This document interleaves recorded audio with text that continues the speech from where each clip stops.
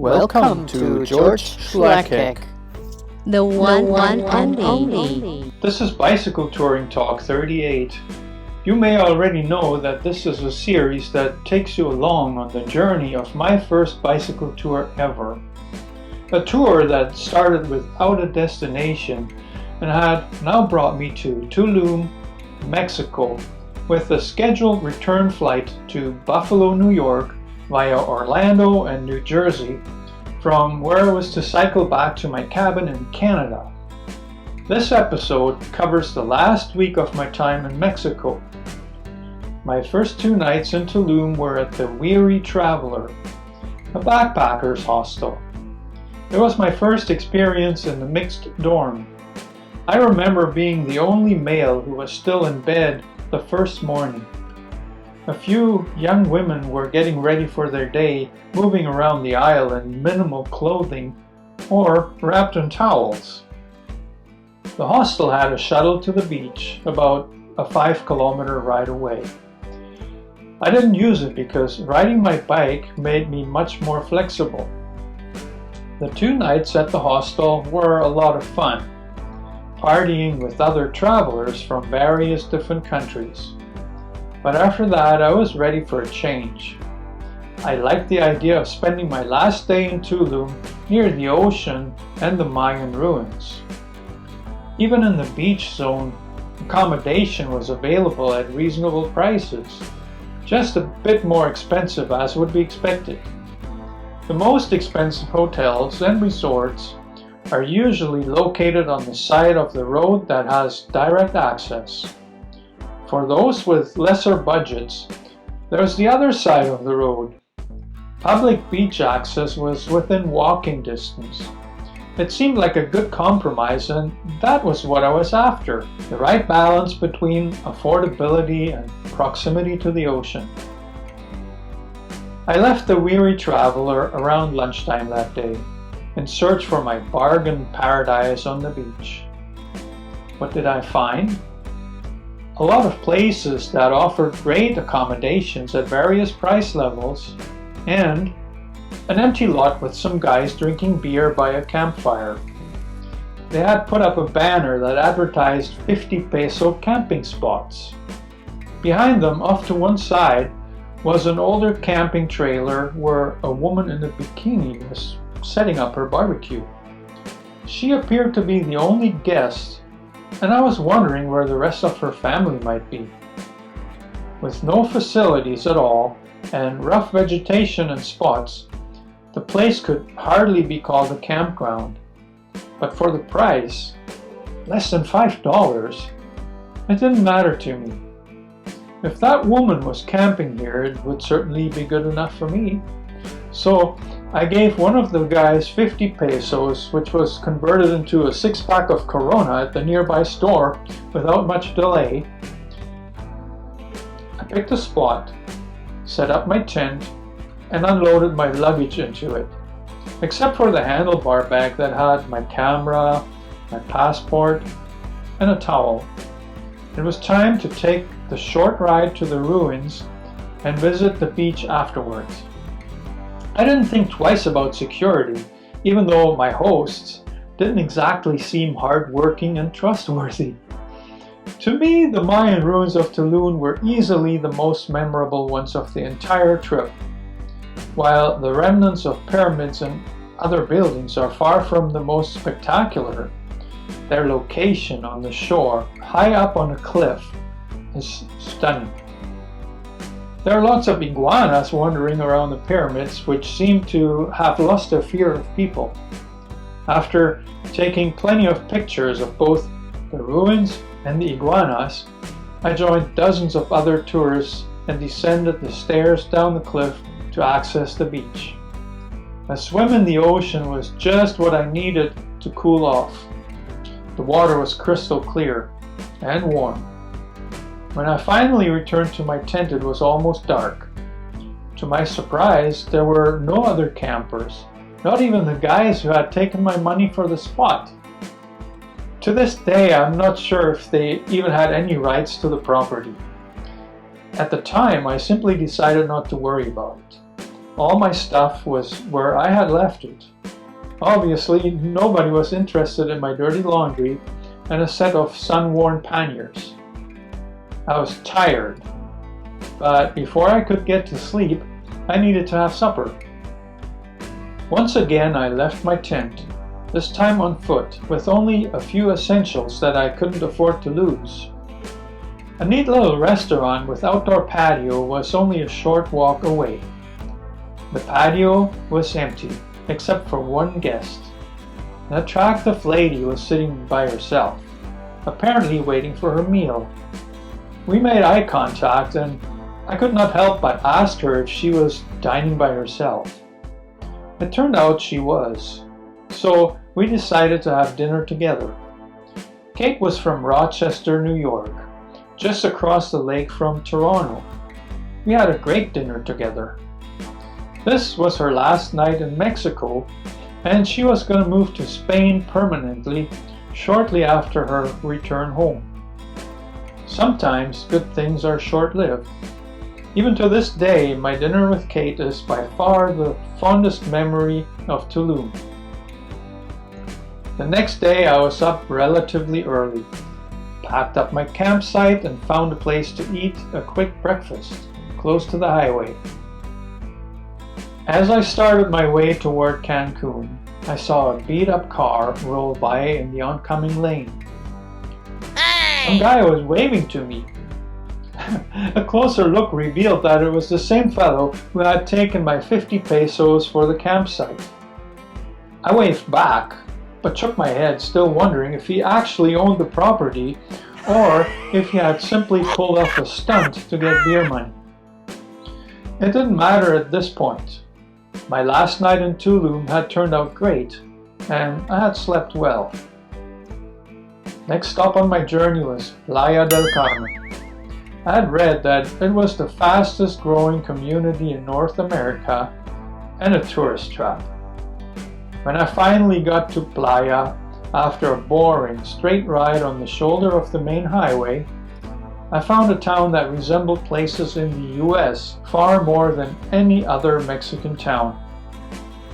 There was Walmart, McDonald's, even a Hooters. The good thing was that it was really easy to find a hostel in walking distance to the beach. I spent 3 nights in Playa del Carmen. During that time, I made some friends from different corners of the world. We drank beer together, swam in the ocean, and in the nearby cenote. Playa was a tourist and party town, but after months of riding a bicycle across much of the continent by myself, it made for a pretty good time. Reality was slowly starting to creep back into my mind, and spending 2 nights drinking and bullshitting with strangers was the perfect distraction. My flight to Orlando, Florida, was only days away now. I had just 1 more day of riding the bike on the Mexican highway. Next would be 2 days of airplanes and airports. I was going to face a very different world and didn't feel ready for it. All kinds of thoughts crossed my mind. I could simply miss my flight and remain in Mexico as an undocumented immigrant, living off low-paid hostel jobs. Even starting a little business selling paintings to tourists seemed more attractive than returning to Ontario. In the end, I decided to catch the flight, go home, wherever that was, and earn enough money over the summer to return the next winter. The ride to Cancun was much like the one to Playa del Carmen. On the way, I passed plenty of high-end tourist resorts along the beach. To me, they looked anything but inviting. Missing were any signs of the truly rich Mexican culture I had come to know. It was a positive surprise to see that the city of Cancun was actually quite ordinary, aside from the hotel zone, which I only got to see briefly on a short trip to the beach.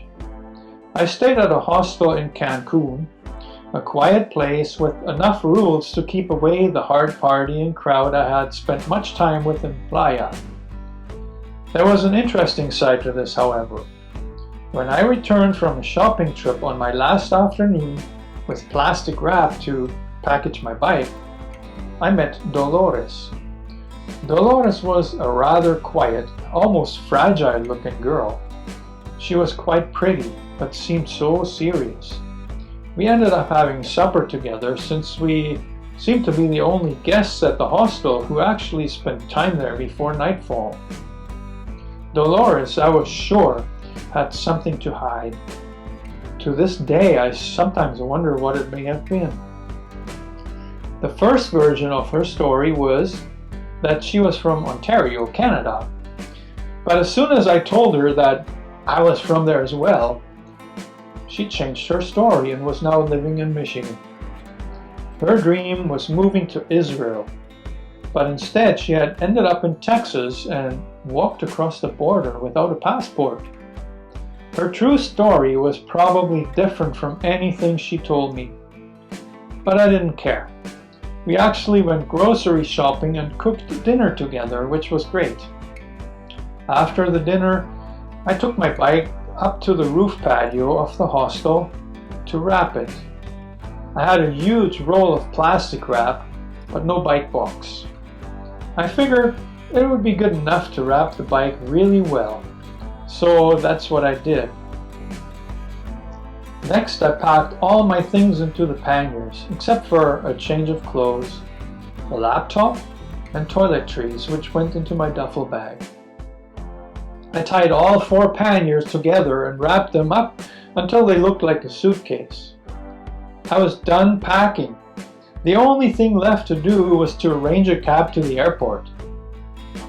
There was a cabbie hanging out in the lobby of the hostel who was more than eager to get my business, but his car was too small to fit my bike. "No problema," he said, and pulled out his phone. Minutes later, he told me that his friend was going to show up at the door with his station wagon. That was it. I had only a few hours left in Cancun. I was not looking forward to my return to Canada. Actually, I was scared.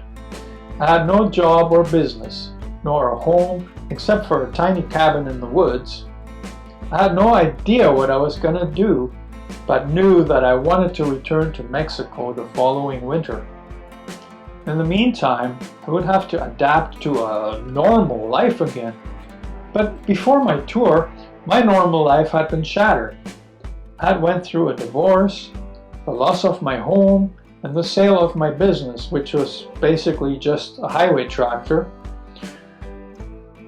Going back to the trucking business was not even an option. I had changed too much. But how was I going to earn a living? And where was I going to live? That was on my mind when I spent 2 days traveling in April of 2010 to return from Cancun to Buffalo, New York.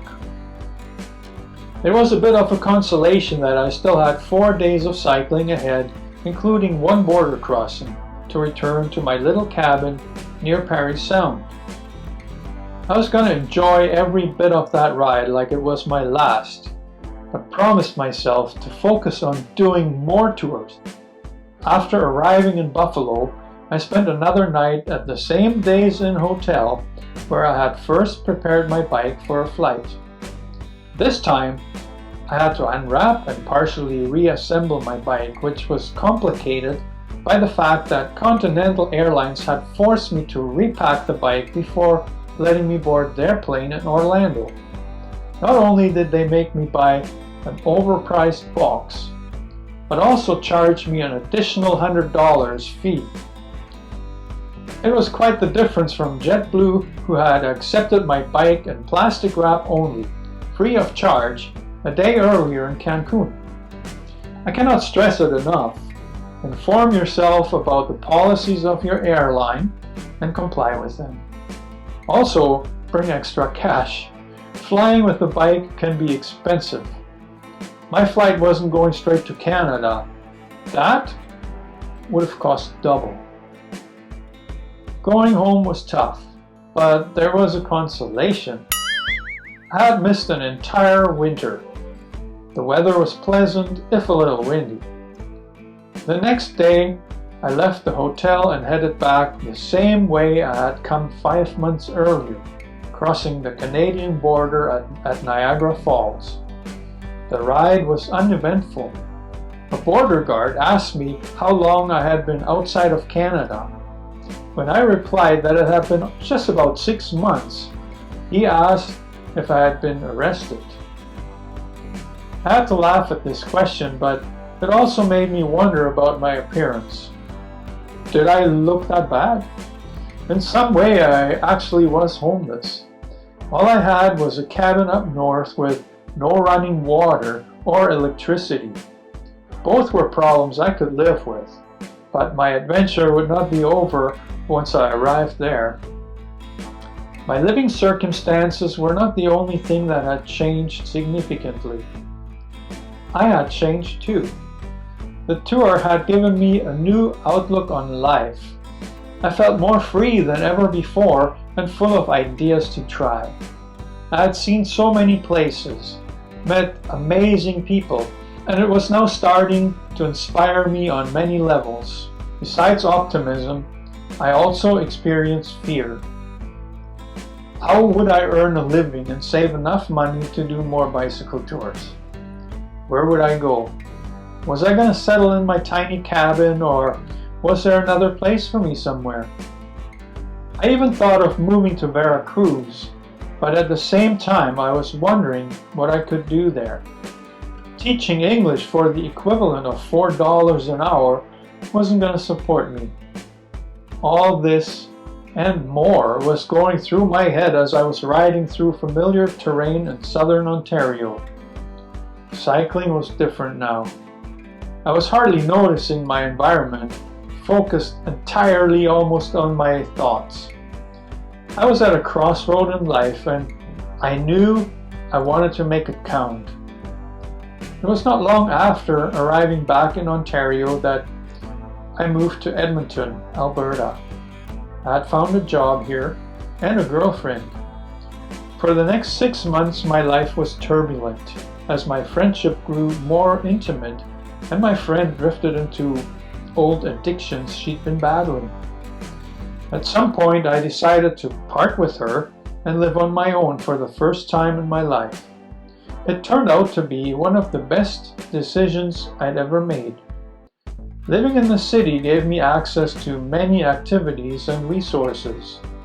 The best part of it was that I did not need a car to reach any of them. Even in the winter, at minus 30 degrees, I'd use my bicycle.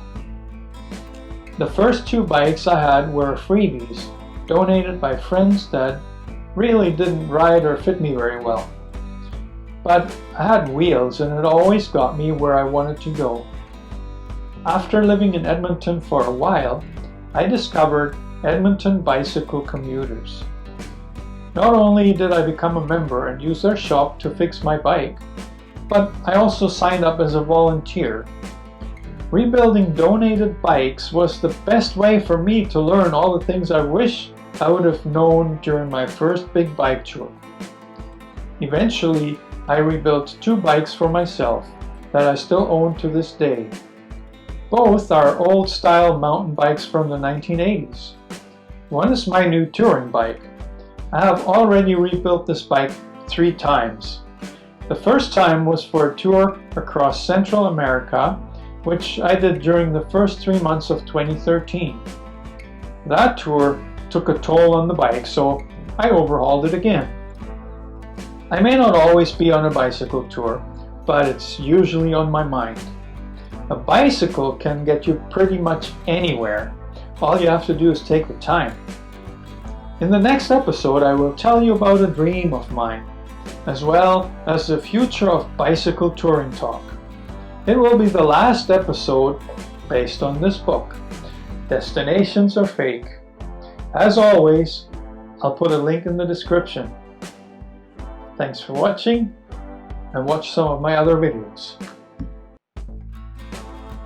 There you go.